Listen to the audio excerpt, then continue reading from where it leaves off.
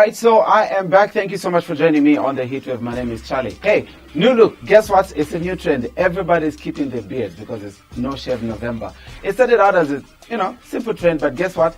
A lot of people are saying it's something that is in right now. But we're doing it for a good cause. We're saving money that we have to use at the barbershop. And at the end of November, we'll just collectively put it together and donate to somebody. How's about that? Yeah. So you can follow the hashtag No Shave November, and you can also join in if you are a male. Yeah, obviously. Thank you so much again for joining us. And don't forget to subscribe to our YouTube channel. It's QTV Zambia to actually watch all the shows. My guest today on the show has graced us with her beautiful voice, with great songs. Great performer, songwriter, and singer. Ladies and gentlemen, welcome, Wezi. How are you?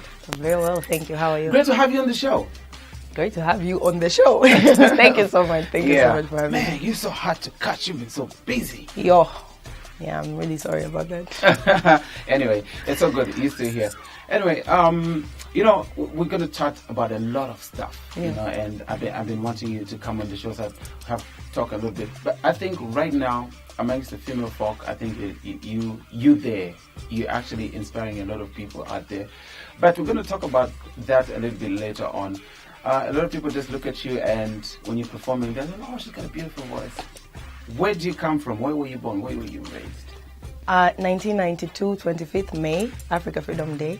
Wow. Yeah, my mother did the thing. Yes, the thing. Dollar Central Hospital.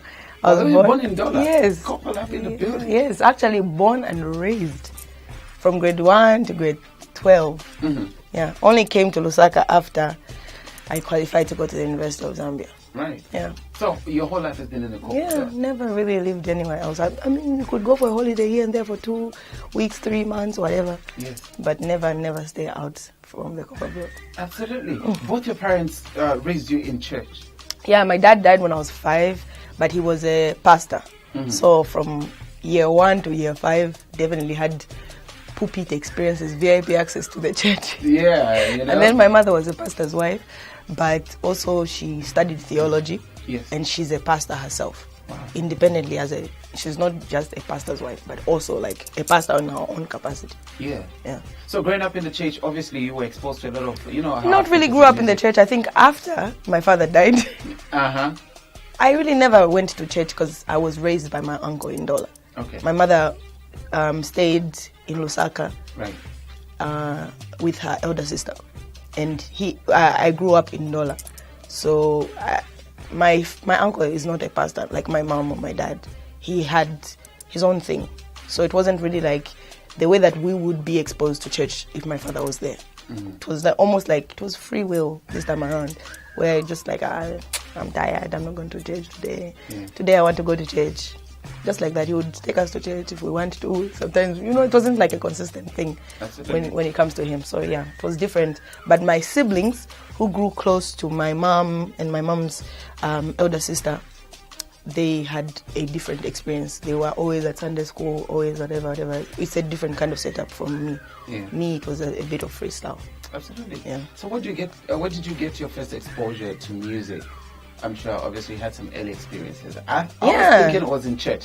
Yeah. Because everybody comes on the show like, I started in the choir. I didn't start in the choir. I never sang in the choir. I sang in church a couple of times when I visit like this church and that church, and like, no, there's a girl who sings and whatever. I would sing at different churches, but never like with a group of people. I sang at school a lot. Mm-hmm. I think that's where I developed my interest to be an artist and to be a writer, because I remember English lessons. I used to be more interested in rhyming and stuff like that more than anybody else. Right. Yeah, but school is where I got the oomph to sing on stage. But I remember when I was 5, even before then, I sang, I'm a little flower, clap, clap, clap. Yeah. My father was alive then. I remember I hit stage even before he died. Wow. Yeah. Wow. You can still have memories when you were 5. I mean, I could let go of that memory, but my mother wouldn't let me because she's always rubbing it in. Yeah. She's always telling me, you started singing. Sometimes she even says some stuff like, I started singing when I was like 6 or 5 months. Mm-hmm. Like I used to hum to songs. Right. Okay. Wow. I don't remember that, but she does. Absolutely. That's mom. Okay. So when did you decide to take this professionally? So I always say this. Zambian music for me was far-fetched. Mm-hmm. I couldn't relate to a lot of the music that was being done. Not because it wasn't good, but because of what's inside me. So when I saw people like Zone Fam, Pompey, Lily T, MC Wabuino, Maureen Landa, there's a specific wave there's a specific time when certain music was being made, and I was like, wow, so this can be done. So I think I can think about doing music. Mm-hmm. But before then, it was just like music is for the legends. Yeah. I don't think I'm one. And then it became like human beings can do legendary stuff. Okay, maybe I can try. Yeah. Yeah. That's when I started, like 2013, when I came to Unza. Yeah. When I came to Unza, I was more interested in making music than going to class. Did you clear your grades? I did. I always got good grades. Always got good grades. Till the last day. The last day, yeah. Consistently. I didn't graduate or anything. I withdrew because mom got sick at a certain point. So I had like battle of responsibility at stage, my personal life with my mom, my family life, and then school. And I had to drop school. Absolutely. Again, I'm always going to go back to school because I'm always preaching education is the key, and also like trying to empower younger girls. Like, you know what? Even when you negotiate as an artist, even when I have a conversation with you, a learned interviewer, there's a certain way that we need to speak as women, empowered women. Right. Education is really important for the girl child. So I'm definitely going to get my degree. I withdrew in third year, so I've only got 1 year. Yeah, only years ago. Yeah, absolutely great, which is awesome, I think, because you know what? I read somewhere where they say education, a college degree actually puts a lot in your corner for you to start from. You know what I'm saying? Yeah. So I think which is really good. So I want to talk about, you know, like starting up music in an era where you grew up from. It was sort of unheard of, like, oh, you want to do music? They were like, we grew up, I want to be a pilot, I want to be Did you face such... Yeah.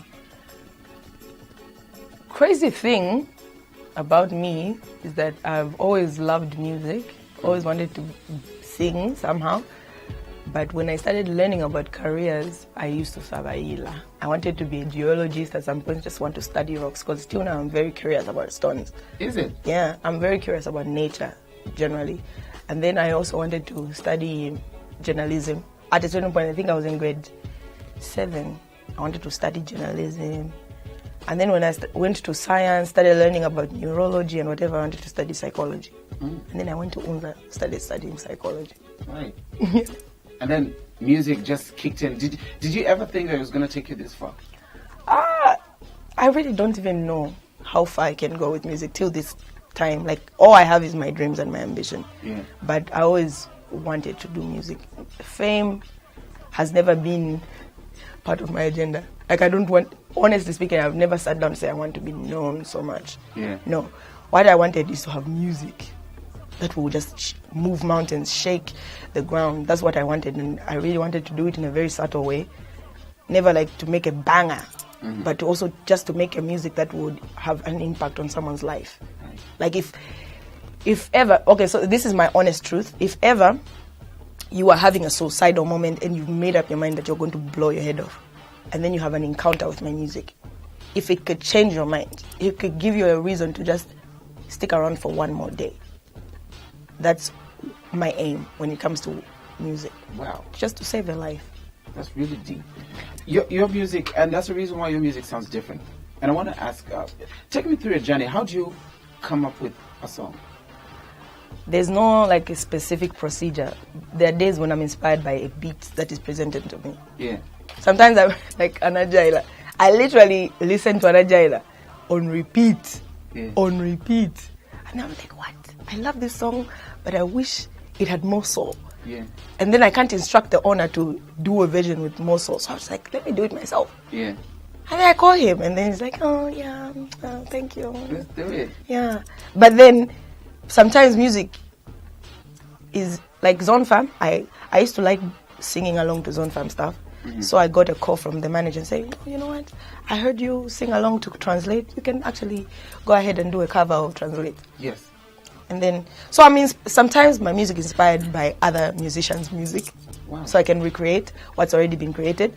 And then also sometimes music will come in my dreams. Sometimes to like be a whisper in the wind. Like, I just heard it. Did you hear that? Nobody else had heard it. I would just go and start writing. Sometimes I'm inspired by the moon, sometimes by the sun, sometimes by the clouds, water, food, vegetables, my mother, you. Wow.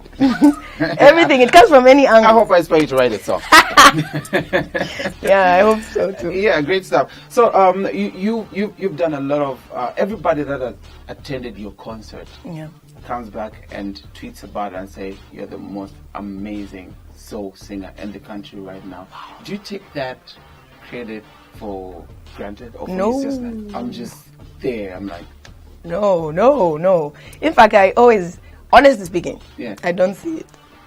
Is it? I don't see it. I don't see where everything. I'm just like, hey, thank you, but I really don't see it like for myself. I'm like, I don't look at myself in the mirror like, yay, no.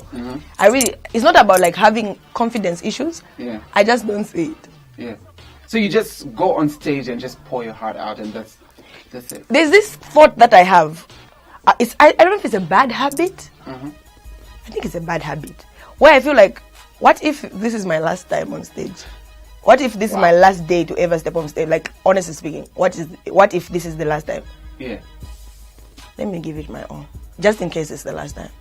Wow. And that's my attitude all the time when I get on stage. Yeah. So sometimes as a musician, we are faced with bad sound. The monitors are not working. The microphone keeps all on those glitches, you know.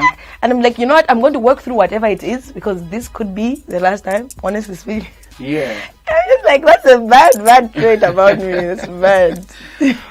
Great. One of the most memorable moments on stage. Could you have any?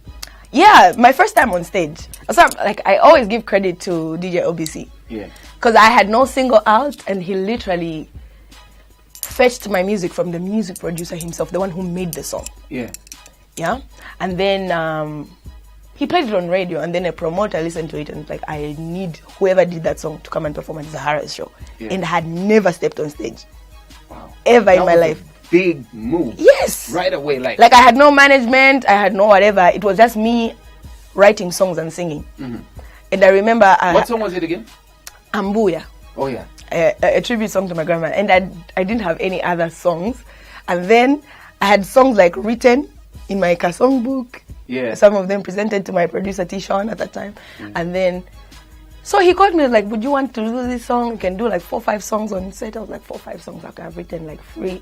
I can write 2 others. I literally wrote songs to fit that set. Wow. And then I got Matthew Tembo's band, because Matthew Tembo was literally the only person in the music industry that I had worked with at that point, because I was backing him up. So they backed me up, and then Zahara called me on stage afterwards. I was frozen, because till this moment, she, to me, is one of the best Afro soul singers. Not only like on the African continent, like just generally. She's one of the best. For me, she inspires me. So when she called me and said, Wezi, I was so weak in the knees. You had like a moment where we hugged. I still have the photos. Like that was my first show ever. And it was on the 24th of May. I was turning, is it 22? Wow. Yeah, that was like, that's the highlight. That's my favorite stage moment. Yeah. And how was the performance for you? I enjoyed myself, because that's the only performance where I can tell you I wasn't thinking about this could be my last time. Yeah. I'm like, this is the beginning. I was telling myself, this is the beginning. I was telling myself, this is the beginning. What a way to begin. I was looking at the crowd. I'm like, at this point, they have no expectations. So even if I screw up, it'll be like, that upcoming artist. So I had nothing to lose. Yeah. And then I gave it my own. From there, it came recommendations. I did the second show for Zahara because of that. I did what? People were calling me based on that performance. Wow. So it's been uphill from then. Yes. What a good start, I should say. Absolutely. Thank you. So now, you are known for music, and people don't know the other side of you. What else do you do? We take our music. What else does Wezi do? Like, honestly speaking, I am a full-time mother to a lot of strangers' children. Like, I may not know their parents, but yeah, I'm a full-time mother. Like, I feel like it's my responsibility to educate certain people. Yeah. So I have that on me. So when I get paid, it's not only me getting paid. I've got school fees too. So you literally like just took these people and said, you know what, I'm gonna take care of this. Not really took them. I really identified their situations. Their mother is uneducated. She's trying to survive. Their father is also trying to survive. They are both trying their level best. But here I am, a 26-year-old who's got extra cash. Yeah. What can I do? Wow. So that's what I do, trying to inspire them to stay in school, trying to inspire them to go to school. If I can pay for them, because talk is cheap. Yeah. Yeah, so I really try to walk the walk.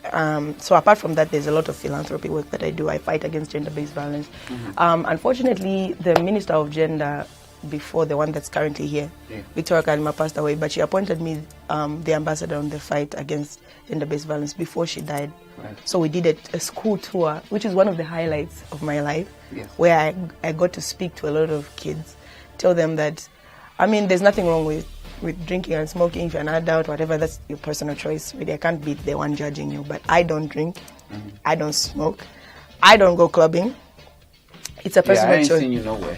I'm like, I step into a club once in a while if TAP is having a show, or maybe Kanto is celebrating her birthday, but no, never like this weekend I'm going, that weekend I'm going. Like, that's not my life. And I feel like I'm not too bad.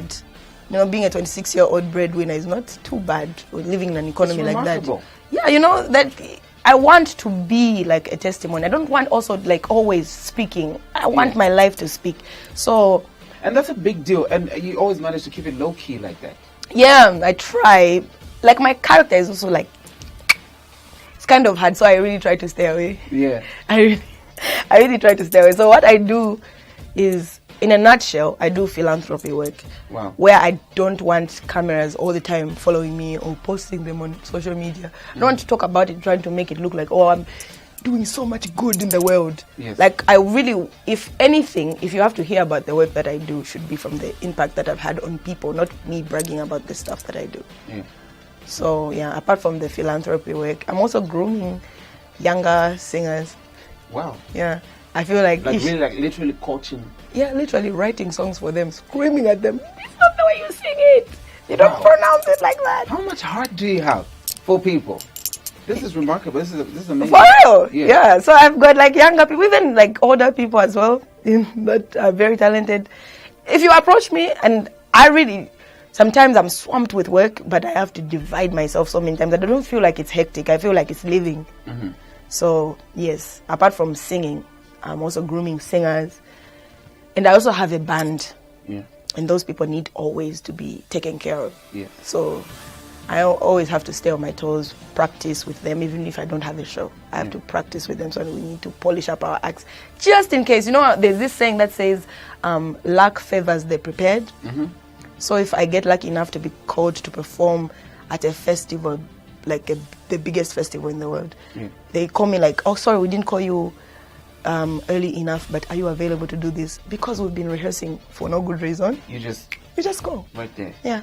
Staying prepared. Yeah. That's the word. That's what me and my band are doing. So I've got like that on my plate. Yeah. I'm always rehearsing. Yeah. It's a big band. It's a group of, I think, 8 or 9. Wow. Yeah. It's like a full band. Extremely. So, are you playing any instruments? I'm a rubbish guitar player. Like I play guitar enough to write. Like I'm a songwriter, guitarist, not like stage performance kind of. No, that is right. I have my own guitarist who does like good job. So let me ask you this: when you look at the number of male artists in the country right now, musicians, as compared to females, you're only a handful. What comes to your mind? The music industry is difficult. Let me not call it an industry. Let me call it a business. The music business is not something easy, even for male artists, even for the male. So you can imagine for female artists who have to deal with gender stereotypes, they have to deal with domestic stereotypes, and then they have to deal with the business itself. You know, some people will tell you, I think you should go. I literally have seen this on female artists' comments, like people commenting on their pages saying, I think you should go to the kitchen. Like, in 2018, there's still conversations like that. You will just go to the kitchen. Okay? So we're still dealing with such things. And then also, I mean, it's a male-dominated, it's a masculine industry. Yes. But it's not for the weak-hearted. It's not for the faint-hearted. You need to be very aggressive. Like for me, I am a no-nonsense type of person. Like I'm never going to let someone walk over me because really, you don't know where all this music is coming from. Yeah. You can't really come and disrespect it because it's a godly thing. Yeah. You know, where you get your ability to take in air and to breathe is where I get my ability to write songs. It's not like premeditated. I didn't tell myself, okay, I'm going to be a songwriter. And I can't tell a random person write a song because they will fail. It's not their being. It's not inbuilt.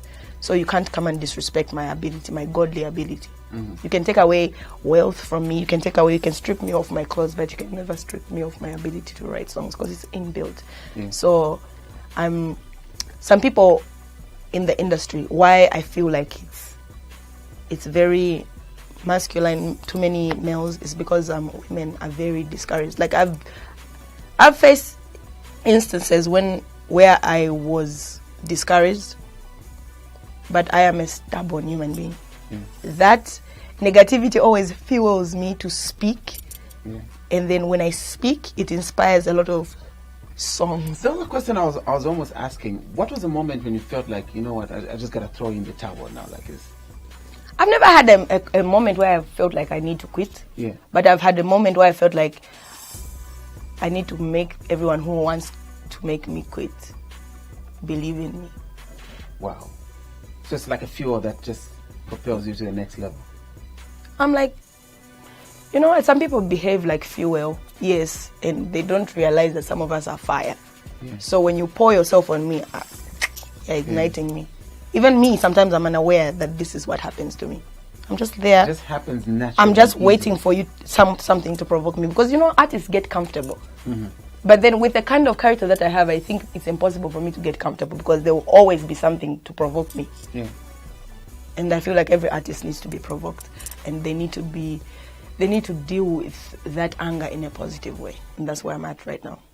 Are you a person that fights back your fans on social media? Yeah, definitely. Fans. So you write back, you reply back. Yes, I'm definitely also hurting. I'm also like always loving and sending like kiss emojis, and I'm always going to be like, my aim is to spread positive energy. But when I feel like it's a bit much, and I always tell people. How do you deal with the negativity on social media, especially Twitter and Facebook? Facebook and Twitter, if you follow me, you'll see that I'm very, like, I'm a clown. Yeah. There's always this thing where I believe Martin Luther King said once, our lives begin to end when we become silent on the things that matter.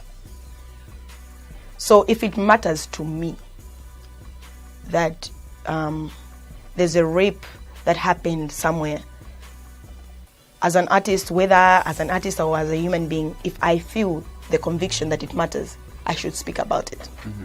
So there was an incident where people started talking, no, Mumbayachi and Wezi is a disgusting couple, whatever. So by now everybody could have known. Were you a real couple though? No. It was a publicity stunt. Because Mumbai does... Who started it? Him, you? Both of us, actually. Both of us, yeah. We literally sat down to strategize. Wow. Yeah, like, okay, so we're going to put out this photo and then that photo, and then we're going to do this, and then we're going to do this, and then we're going to release this video and the song. Wow. Yeah. It worked for you? Very much, because you listen, there's hip-hop, there's R&B, there's pop, there's Afro-pop, there's Afrobeat and whatever. Mm-hmm. And then there's folk music and Afro soul. Honestly speaking, these genres, they don't even have a segment in their award shows. That's how infant and unrecognizable they are. Mm-hmm. Okay? We are not as mainstream as all these other people. So we need to do like a little extra work for us, for our music to be. Now I can hear a bus conductor singing Sakalani Wevo, ni Wevo. That is folk music. Yes. Everybody listens to a banger, a club banger. For us to be known, we needed to go an extra mile, and I feel like what way to promote a song than to use love in disguise than to use hate, because most people like using, like especially hip hop artists, they like to use beef. Like hatred, they use beef, they disguise themselves in hatred, and that gets a lot of attention. So I'm like, let's use the opposite of hate to use a publicity stunt, and then we did that. And of course, Zambians would never grasp the whole idea of having a publicity stunt, so they had to take it an extra notch. Started saying, no, she's pregnant, no, she's what? I'm like, calm down. At the point where you were strategizing, did you ever think it was going to spiral out of control? Yes, definitely. Because have you seen Mumbai? barefoot, shaggy hair, Yeah. always never really wants to get dressed. And then there's me, who like you don't know much about. It's like, what's going on? I knew that it was going to spiral because even the people in the industry were calling me. I have friends that were calling me, like, Wezi, what are you thinking? That was really crazy. Yeah, it was really, it was fun because even my mom knew about it. And my mom kind of knows, like, okay, I gave birth to fire. Yeah. So she's kind of always like, all the best. Yeah. Yeah, she's not just like, oh yeah, it's what you want. I guess. yeah, she's never like, okay, go ahead. She's just like, all the best. Yeah. Your ultimate dream with your talent, what is it that you want to accomplish before you? Yeah, before I kick the bucket, my ultimate, I'm very scared, some dreams are I'm very scared to say them out loud. Yeah, they say if your dream doesn't scare you, then it's not even worth having. Finally, it was making so much noise. Yeah, that's what I say. If your dream doesn't scare you, then it's not worth having. Oh yeah, this is so funny. But one of my biggest dreams is a world tour. Wow. Yeah, like I want to do like touch all continents. Yeah. Like I don't want like 45 people now. Yeah. More like nice arenas. Yeah, you get like 23,000 people so filled up and then. Yeah, I don't know. Outside the country. I don't know. It's funny because we might never accomplish that, but it's worth having a dream like that. Absolutely. Yeah. You got a dream on. That's one of my biggest dreams. Yeah. Like I would love to have like a Wembley Stadium sold out. Yeah. Yeah. And nobody understands the music, but the lyrics, but they understand the music. That's what I want. Absolutely. Yeah. There's young girls probably looking up to you and say, one day I really want to get there. What does it take to be Wezi? What does it take? Honestly, what it takes is to be real. You have to be yourself against the odds because people are going to criticize you for being outspoken, for having the biggest smile for no good reason. Yeah, just Yes, they're always like so annoying. I know you. And then also just like, embrace everything that makes you different. I've always hated weaves. I've always loved things that look authentic, natural, down to earth, or just a bald head. You've seen me with a bald head before. Like I just wake up one day, my brother is just like,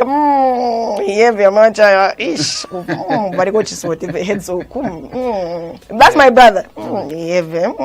So that's all part of being you. Yeah, being yourself. Like be yourself because you know what? People that look up to me are not necessarily all going to be musicians. Yeah. Some of them are athletes.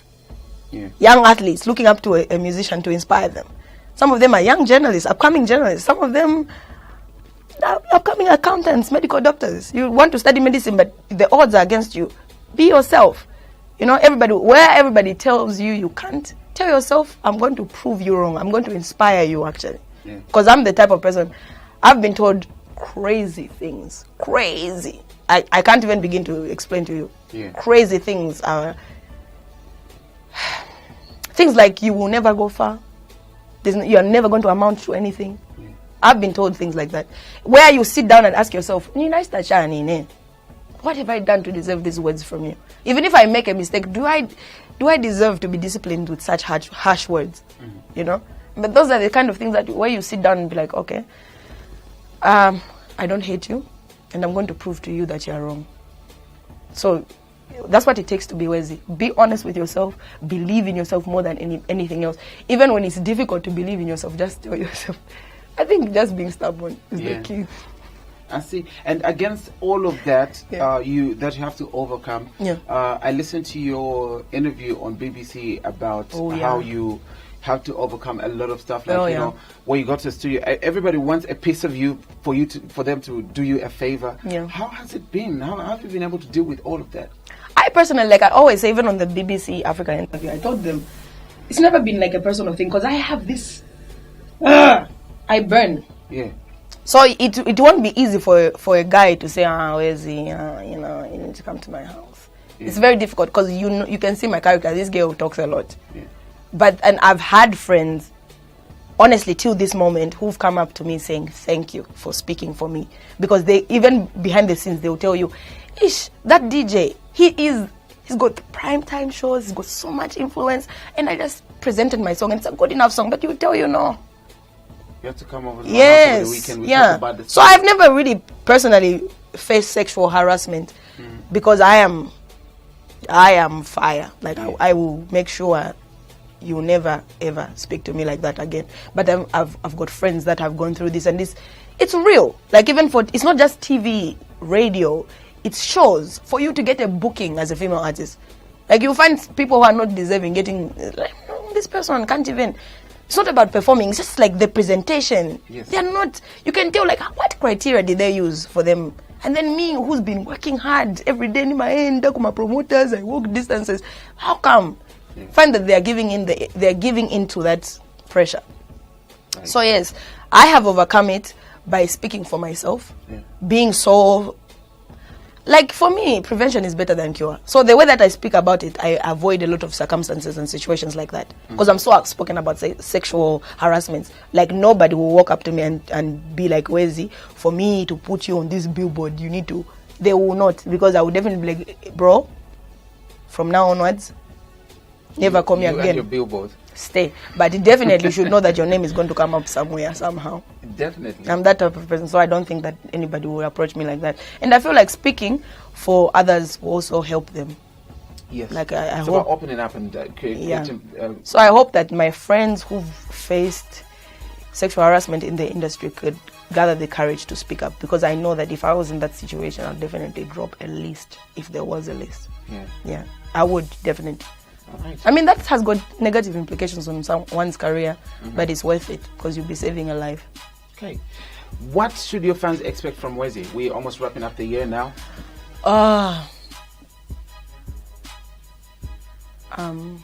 New music, tours, videos. Yeah. I'm hoping to drop a music video soon. I already shot it, but then we are perfectionists. Yeah. So we always go back to the drawing board. So expect like a music video before the end of this year. I've been in studio for the longest of time. My album is almost going to be ready. So if it's not, definitely not dropping this year. So 2019, but it's the birth of something that was conceived in this year. Right. I am confident that it's great stuff. What else? The artists that I'm working with, the younger ones, the ones that I'm kind of like being a big sister to, some of them will be coming out along the year.